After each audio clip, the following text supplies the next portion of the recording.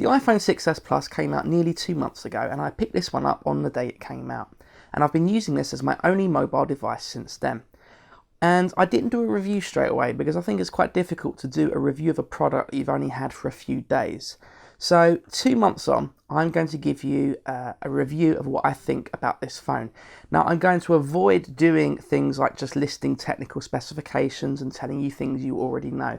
Instead, I'm going to pick my 5 favourite things about this phone, and I'm going to speak about a few other things that I think could be improved, maybe for the iPhone 7. So, here's what I think. First of all, the battery life. On the iPhone 6s Plus, it's insanely good. I haven't experienced a phone battery this good since the golden era of the old Nokia phones. Okay, it won't last as long as a 3310, but let me tell you just how good it is.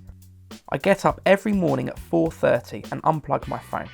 Last week, whilst at work, I checked emails, read some articles, checked the time, and responded to some messages. Nothing too heavy so far. At around 3:30 in the afternoon, my battery was on 84%. I then drove home, streaming music via Bluetooth to my car stereo for an hour and a half. Later that evening, I had some friends visiting who were travelling a long way. I used the Find My Friend app to track the progress of their journey. I left this app running and it was using GPS to find my location too. I played a few games whilst I was waiting. When they arrived, I needed to use the light on the phone to see inside the trunk of their car as they were bringing me a dead body. Well, that bit's not true, they were actually delivering a sofa for me. We went to the pub, I updated Facebook as you do, I checked in on Swarm and paid using Apple Pay. When I got home, I read some more articles, read my Twitter feed, watched several videos on YouTube, played a couple more games, and then went to bed. What was the percentage on the battery? 54%. Whoa. As you saw in my unboxing video back in September, I'm blown away at just how fast Touch ID is. A quick press of the home button on your phone is enough time for your fingerprint to be read. When using Apple Pay, it's brilliant as you can double tap the home button whilst it's locked, and in that time your fingerprint has been read and you can pay without leaving your thumb there for an extra second or so. There is a downside.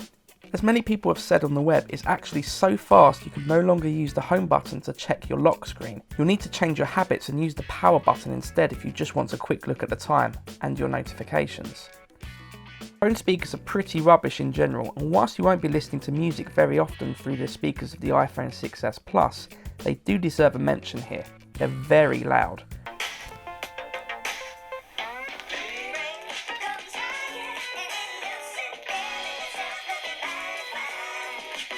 Probably the loudest I've heard on a smartphone. The treble and mids are fairly decent, but of course, don't expect any bass. However, it's great for watching video, especially for showing something to a group of friends and you need them all to hear it.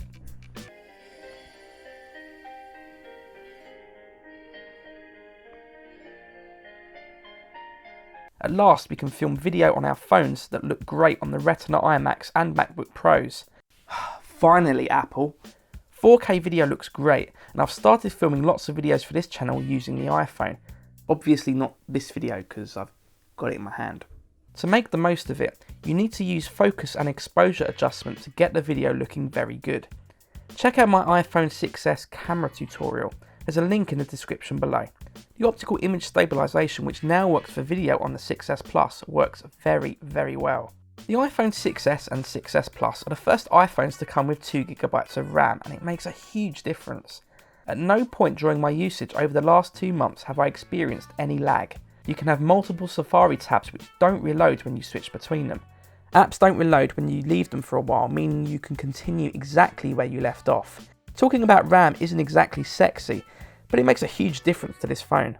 And here's a few things I think could be a little bit better. Now, the camera on the iPhone 6s and 6s Plus are both excellent. Photos and video alike come out very well, but there are 2 things I'd like to see improved for the next generation of iPhone. First of all, I think the phone could do a better job of handling extreme close-ups. It could do with a macro mode, as quite often you'll need to take the phone further away in order for it to focus. Secondly, it would be incredible if the 6s could record 4K video at 60 frames per second. I'm sure it'll happen one day, but for now, if you want ultra smooth video footage, you'll need to select the 1080p option in the camera settings. Of course, 4K video recording at 60 FPS means that Apple would probably have to get rid of the 16GB base model, and I don't think they're going to do that just yet. The inclusion of 3D Touch in this phone gives it a certain element of future-proofing. It's a relatively new technology, and it's taken a while for app developers to make use of it. However, over the last 2 months, I've hardly used it. There are areas of iOS where it would be super useful to have, but it's not there. For example, the Settings app could provide links to the most commonly used settings. In Control Center, the icons could allow me to use Force Touch to connect a new Bluetooth device or change Wi-Fi network. These missing functions could easily be solved in a future version of iOS, so this isn't something that's limited to this particular piece of hardware. So there's my 2-month review of the iPhone 6s Plus. Now, I've made quite a lot of other videos about this phone, including tutorials, I've got an unboxing, and I've got a video about lots of cool accessories you can get for this phone. If you found this video useful, please like, comment and subscribe, and I'll be back soon with another video.